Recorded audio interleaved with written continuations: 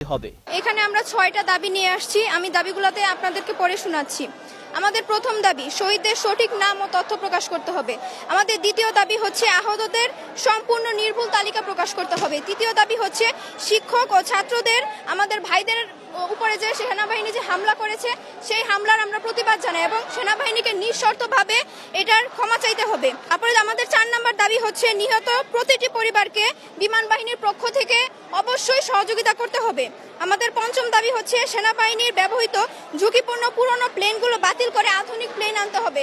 যেহেতু আমরা জানতে পেরেছি যে তারা যে বিমানটি ব্যবহার করেছে সেটি অনেক পুরনো ছিল, সোভিয়েত ইউনিয়নের আমলের ছিল, সেটা আমরা জানতে পেরেছি।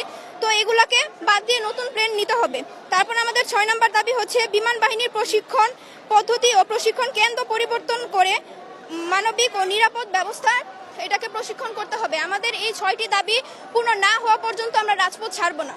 আমাদের এখানে যারা প্রকৃতপক্ষে কয়জন মৃত্যুবরণ করছে এটার অরিজিনাল সংখ্যা এবং তালিকা তারা দিচ্ছে না। তারা এমনকি এটা প্রকাশ করার জন্য যারা চাইছিল, যে স্যাররা চাইছিল, সেই স্যারদের গায়ে হাত দিছে আমাদের, আবার 3টা স্টুডেন্ট এরও মারছে।